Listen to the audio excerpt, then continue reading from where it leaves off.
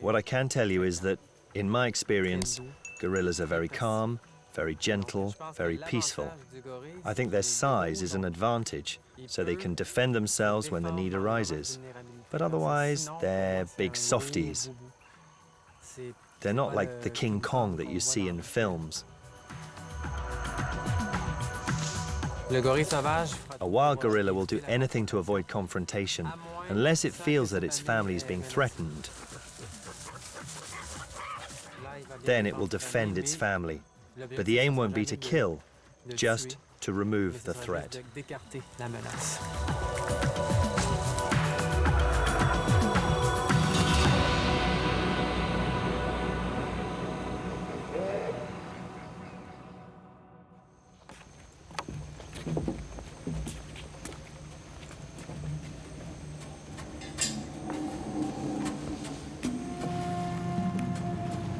Nicholas Bachand knows gorillas well.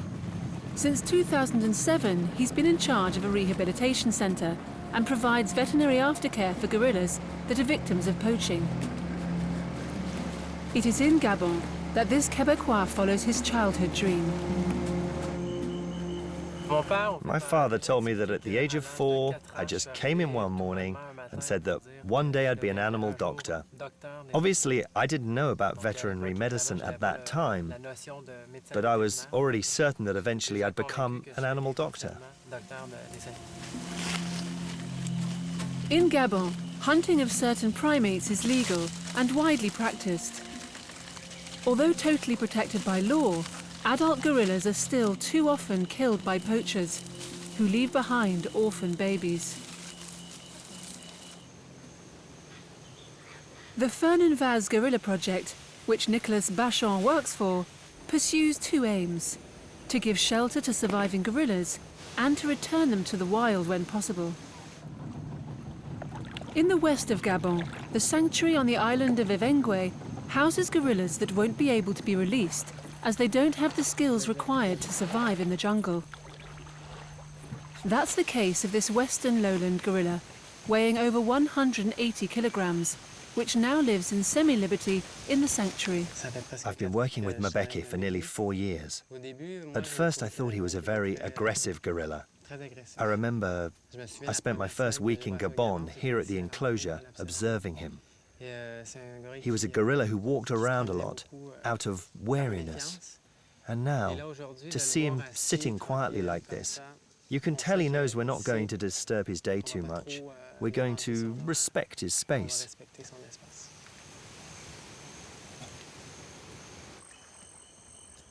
To help him in his work, Nicholas relies on the assistance of Landry and Jean-Louis, Gabonese keepers who have been part of the project from the very beginning.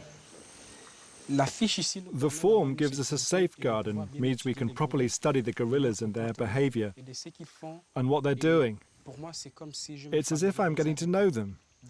They're part of my family. I have to know them as I know my girlfriend and my son and daughter at home.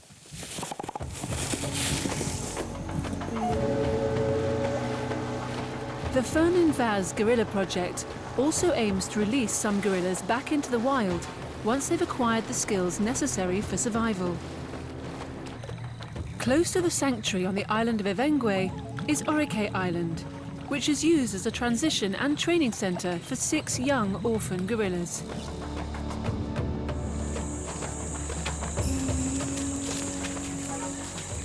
These are young gorillas, between 2 and 8 years old. They're not necessarily good candidates for reintroduction, but the good thing is that they're young. So we can start the rehabilitation process more quickly, and the earlier we start, the better their chances of reintroduction. The rehabilitation process is quite complicated. We start with medical rehabilitation, and then we continue with psychological rehabilitation. The young gorillas need a lot of attention, a lot of affection, and that's where it's complicated. Because ideally, we don't want to create a connection between the humans and the gorillas if we plan to reintroduce them later.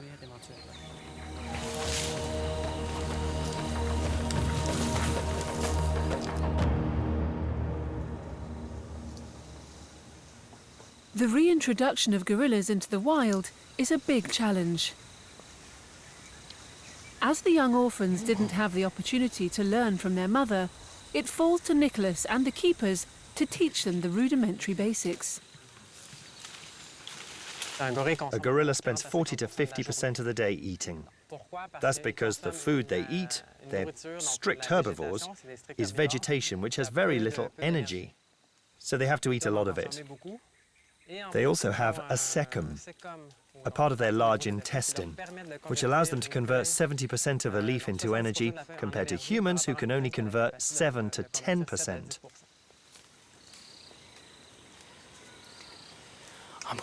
In the bush, when they're learning what to eat, the parents eat a leaf, and then to identify the leaf, they'll come up very close to smell, so they know what it is exactly. And if the parents eat the leaf and they smell it, next time they'll be able to smell the leaf themselves and eat it.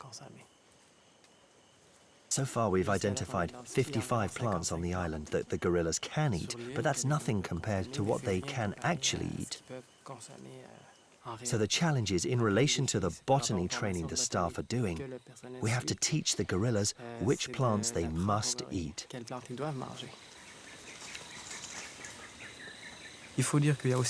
There are plants that can't be eaten by humans. They're very poisonous for us. But they can eat them with no problem. When you pick up the fruit, you pretend to eat it. It's very easy to trick them. Once they see you eating, they say, "It's good, it's edible." Once the rudimentary basics have been acquired, the keepers must gradually draw back and teach the gorillas to avoid contact with humans. Our aim in this project is to start to reduce this contact. If there's too much contact, that's bad. So we must start to keep our distance from them. So that's our aim. It's not to get them used to us, it's the opposite. So we can get them used to the wild.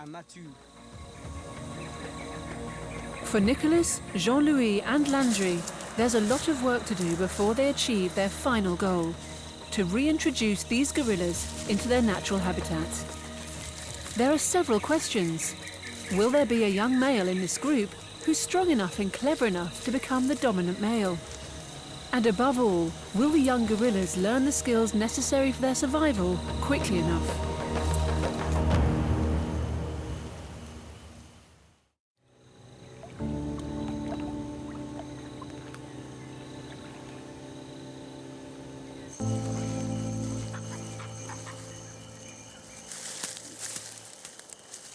The 6 gorillas at the Fernan Vaz project were transferred to Orphaned Island 2 years ago. At first, Nicholas supplied 90% of their food. Recently, he's reduced this input to 70%, which forces the young gorillas to provide for themselves. This is a crucial stage in the rehabilitation process. In order to better understand the gorillas' progress, Nicholas has decided to go and observe the group without their knowledge, using a hidden camera. It will also be a chance for the film crew to get some footage of the gorillas in their transition environment. This morning, I asked Donald, who's one of the keepers working with the orphans today, to prepare a place so that we can go to the island tomorrow. Knowing that these are gorillas that we're preparing for reintroduction, it's very important that they don't get used to a human presence. So that's the challenge tomorrow morning. So we've developed a strategy whereby we can view the gorillas without them knowing that we're there.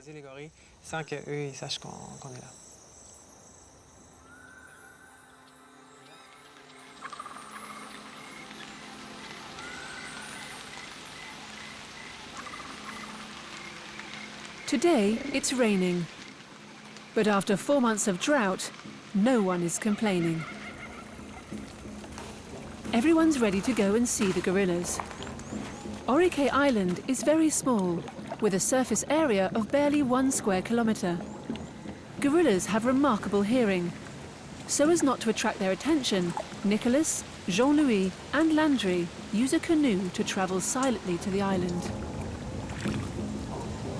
Once on the island, we'll be camouflaged, and the idea is that an hour later, one of the keepers will bring the gorillas within a distance of 25 to 30 meters, so we can observe the gorillas in peace. There is a small risk. The gorillas mustn't know we're here. If they suspect anything, they'll come towards us, and then we'll have to leave.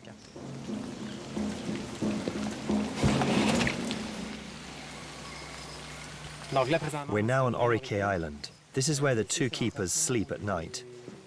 The supervision is really 24 hours a day, 7 days a week.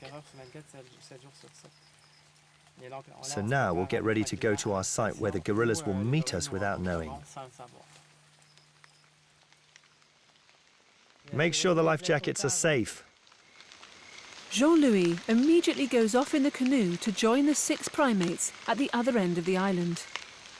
They consider the keepers to be members of their family, enabling Jean-Louis to bring them to the observation site.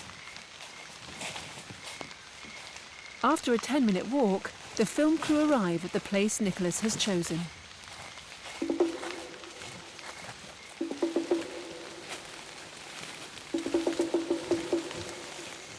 This is a good place because it's a bit open. That means we can get a good view of the gorillas. But the place is quite well camouflaged. Plus there's the sound of the rain falling on the ground. So in theory the gorillas won't hear us. So that's perfect.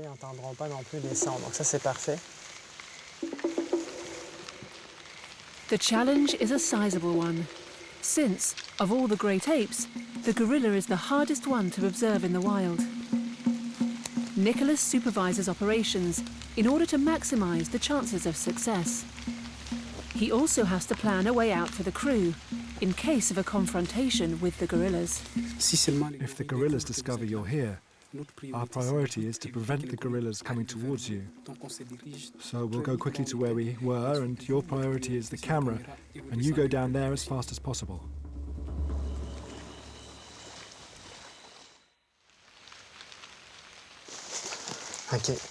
Okay, we'll get ready for you to get them.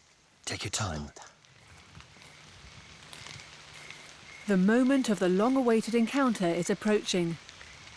To be sure Nicholas and the film crew aren't surprised by the primates in their final preparations, Landry goes to meet them.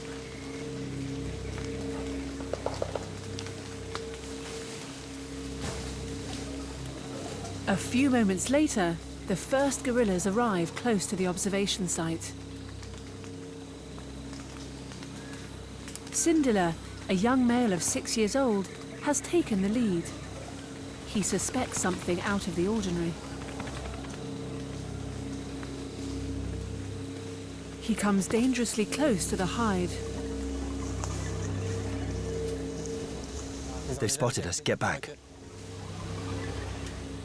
In order to avoid a confrontation, Nicholas decides to intervene to help the keepers move the young gorillas away.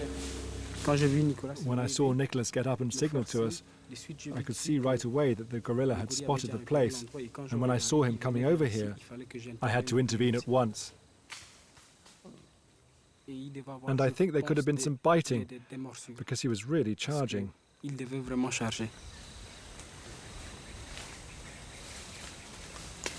Normally, gorillas never walk deliberately in a specific direction. They go this way and that way, but he was going in a specific direction. We knew there was a place here, so it was obvious with the direction he was taking and the direction of the camouflage that he was coming this way. But still, we have to say it turned out well, but the hide is done for. If we come back here tomorrow or this afternoon, the first thing he'll do is go behind to check whether there's something there. So now the plan is to find another site, to use the same method, and to start the process again.